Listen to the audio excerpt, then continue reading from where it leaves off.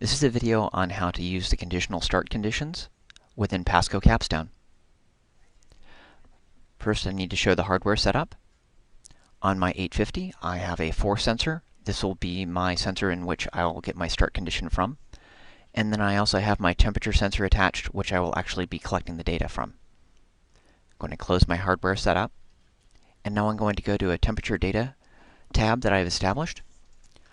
On the left-hand column, I have the temperature plotted. This wouldn't be required for your workbook once you set it up. This is just here for demonstration purposes. But I'm monitoring the force sensor data so we can see that as we're collecting and monitoring our data. To set the conditional start condition, we'll need to go down to recording conditions at the lower start bar.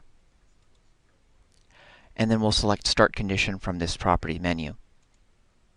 For condition type, from this pull-down menu, we're going to select measurement based.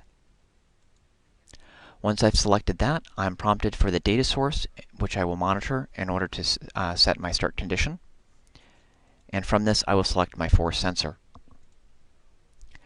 I'm going to choose a fairly low value here so that I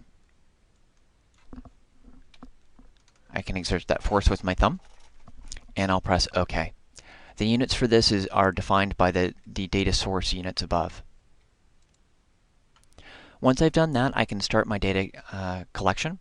I have this set for continuous mode. I'm going to press my record button.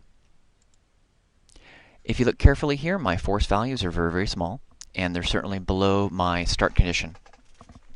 My start condition will actually start to collect data once the force level rises above 1 Newton.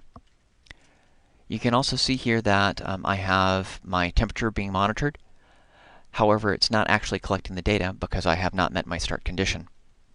So if you look carefully over here under the force, I'm going to very carefully increase my force, and as soon as I've exceeded the 1 Newton value, my data collection starts.